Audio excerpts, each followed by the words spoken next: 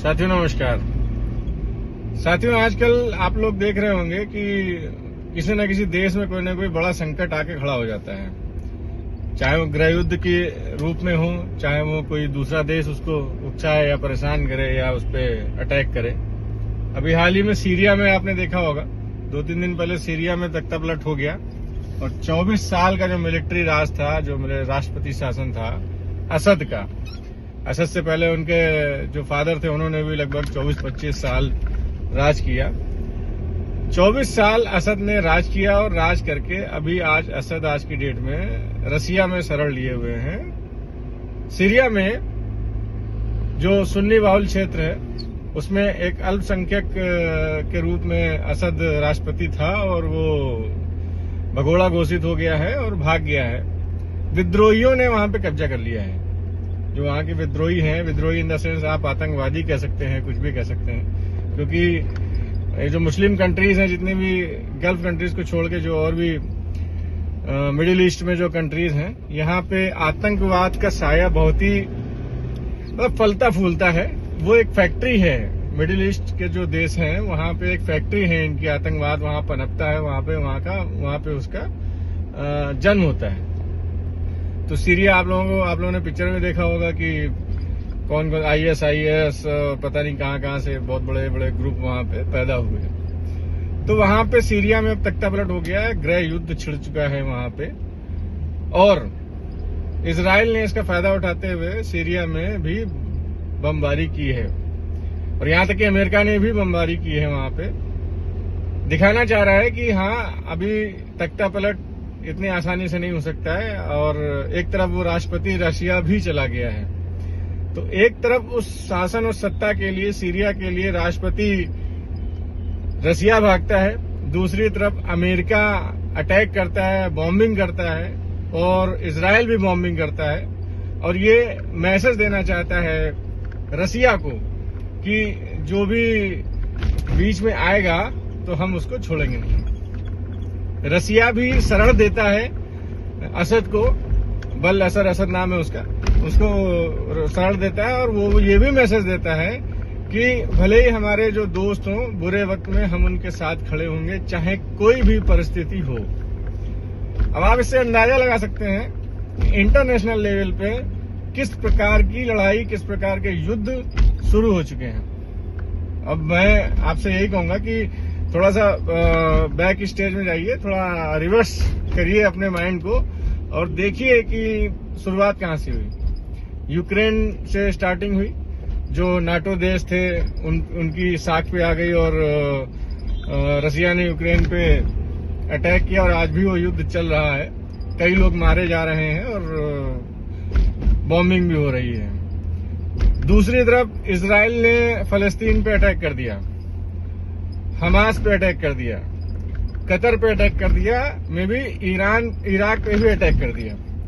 तो अब आप सोच सकते हैं कि मिडिल ईस्ट में कितना हॉट इस समय माहौल है, कितना गर्माहट है। और इसी बीच में गृह युद्ध की स्थिति कहां है ये भी बता दें आपको। श्रीलंका में भी आ चुकी, तख्तापलट हो चुका है वहां पे। अभी अपने पड़ोसी देश बांग्लादेश का भी यही हाल हो रखा है, वो भी जल रहा है एक तरह से पूरी तरीके से।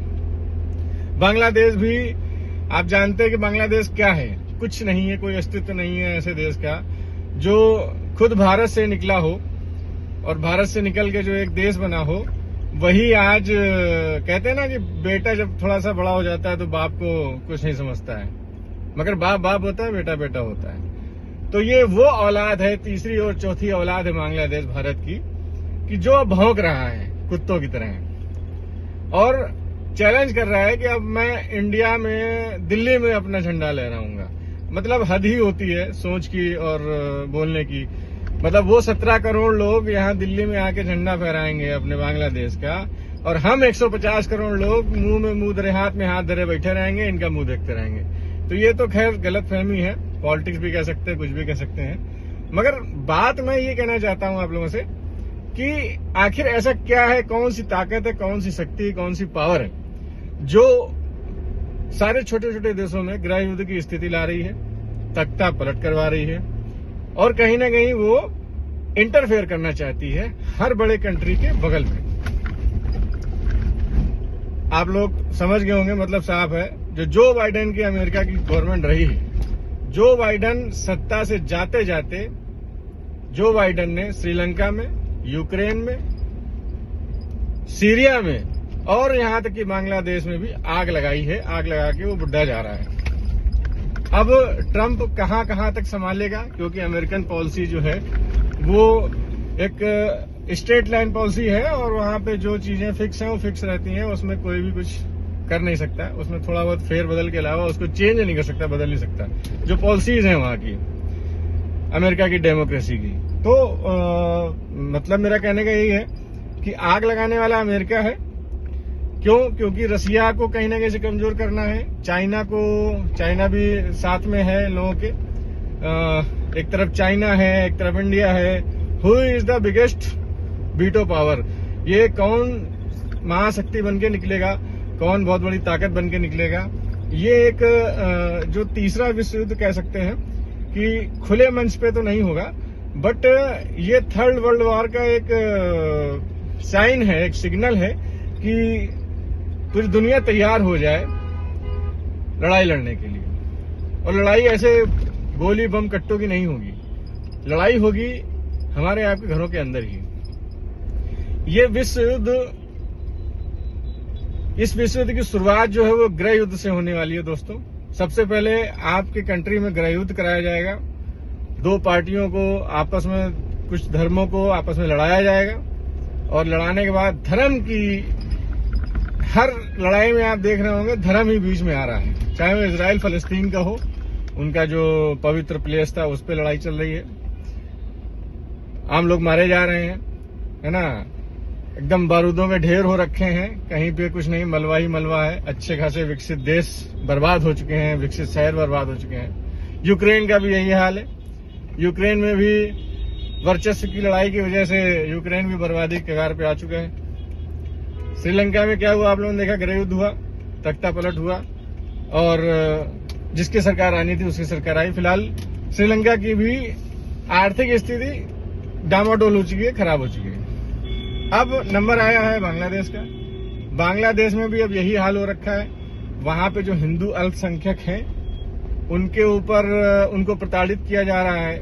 उनके ऊपर तरह तरह के लोग एलिगेशन लगा के उनपे मॉब लिंचिंग कर रहे हैं, मॉब लिंचिंग का शिकार हो रहे हैं वहां पे अल्पसंख्यक हिंदू जो है हमारे।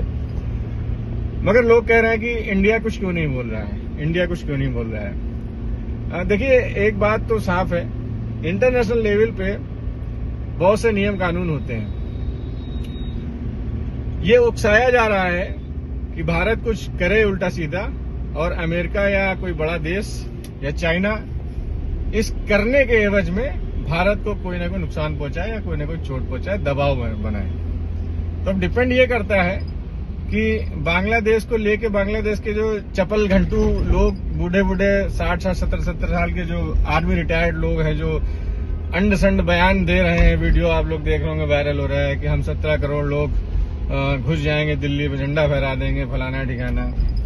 मतलब अगर उनको कुत्ता दौड़ा ले तो साले ठीक से भाग नहीं पाएंगे, मगर वो बात करेंगे दिल्ली में झंडा फहराने की। तो सोच सकते हैं ये वो नहीं बोल रहे हैं, वो उनसे बुलवाया जा रहा है।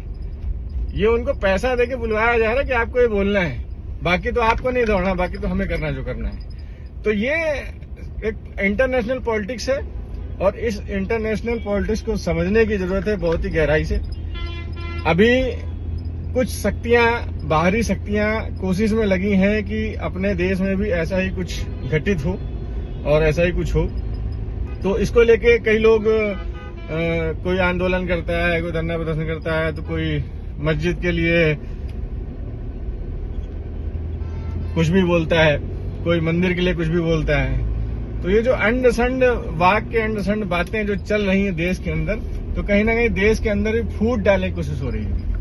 यकीन मानिए, जब इंटरनेशनल लेवल पे बात आएगी तो मुझे जहां तक ऐसा लगता है कि भारत का नागरिक, चाहे वो हिंदू हो, चाहे वो मुस्लिम हो, चाहे वो सिख हो, चाहे वो ईसाई हो, हर नागरिक देश के लिए खड़ा होगा और देश के लिए बोलेगा और देश की बात करेगा।